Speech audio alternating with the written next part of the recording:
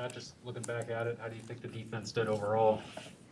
I thought we played pretty well at moments in the game. Obviously, a couple big run plays here and there, a couple big pass plays in the screen game here and there that I feel that it really didn't hurt us or kill us, but it kind of put us behind the eight ball when we had positions to flip the field a little bit or get off the field in parts of the game. But overall, I thought we played decent enough to win the game. Obviously, giving up 14 points.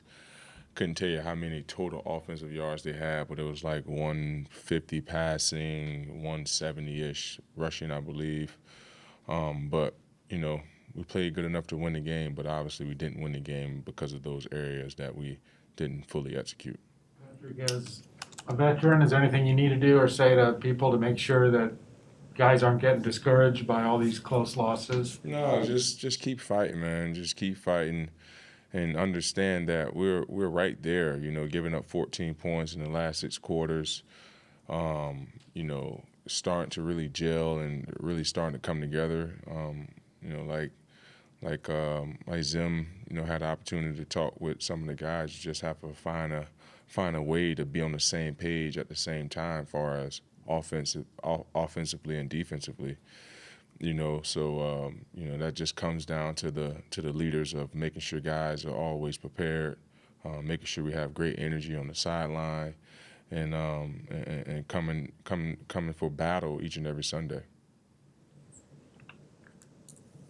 The 2-minute defense, does it just come down to that big run by Kareem there? Yeah, that was a big play in that drive. I think it was 3rd and 18, 3rd and 20, somewhere in there. And when a team does that, they're pretty much just surrendering.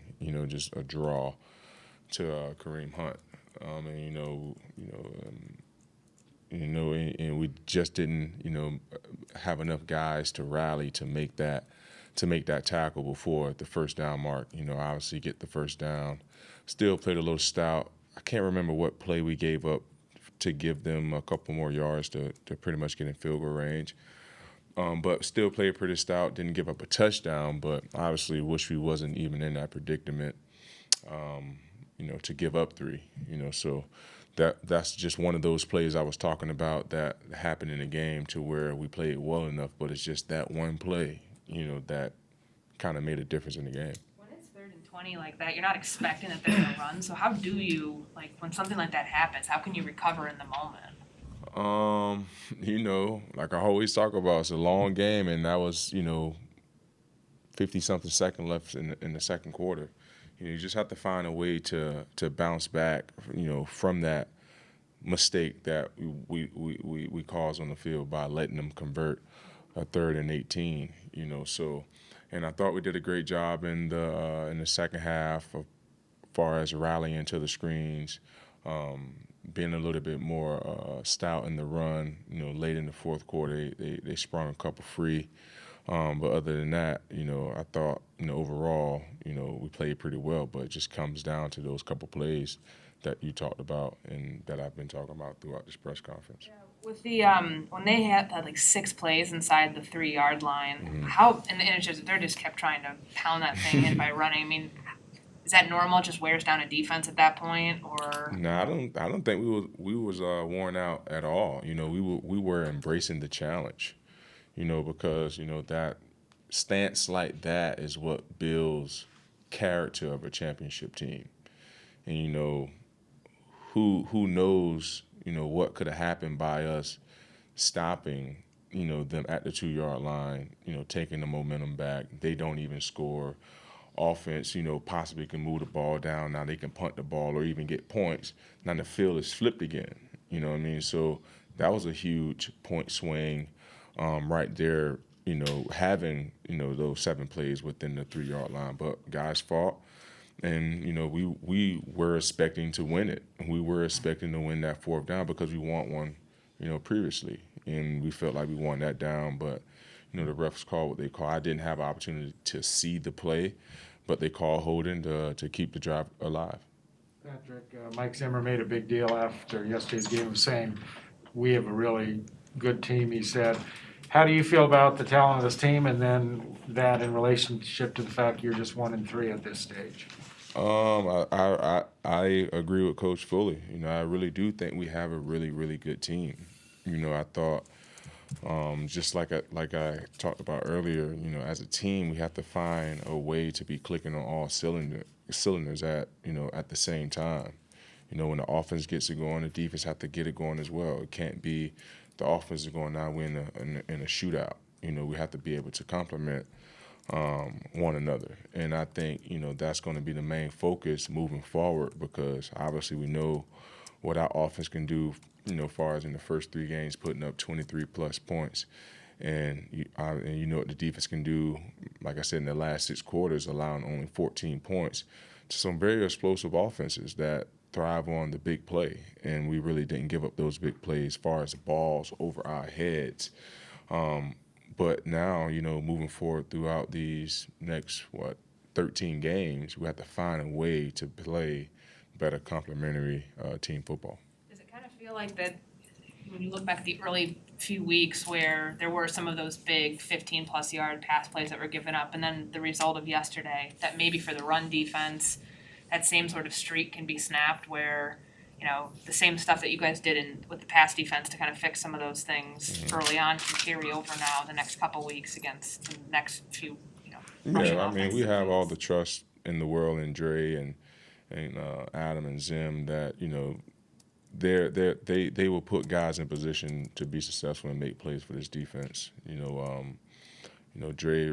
Coach Dre resume speaks for itself, and you know Zim is a great-minded defensive coach. You know, so seeing some of the things that hurt us, we always have, in my opinion, some great halftime adjustments. Now that the first quarter of the season is over, now it's time to make some second quarter adjustments and see where it takes us and try to build on that. Patrick, how do you think things went with Cam stepping in for Rashad yesterday?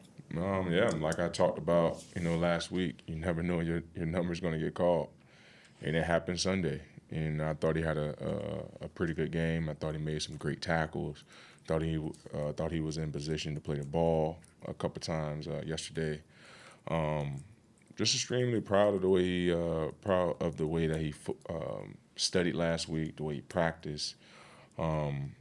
He's a guy that wants it. He wants to be in the fire, and you can't do nothing but like that from a young guy. And he came to play yesterday. Like I said, extremely proud of him. And hopefully, you know, whatever happens throughout the week or going into the season going forward, you know, we'll see what happens. How have you seen him handle just being a young guy who was a healthy scratch in the opener? Say it one more time. How have you seen Cam handle just being going from being a healthy scratch in the opener, just kind of being a starter last year to that, to then back in here, just kind of the ups and downs? Yeah, it's been a roller coaster ride for him. You know, and I understand it's tough for young players to deal with that. And you know, like I said on my podcast last week, talking about the situation,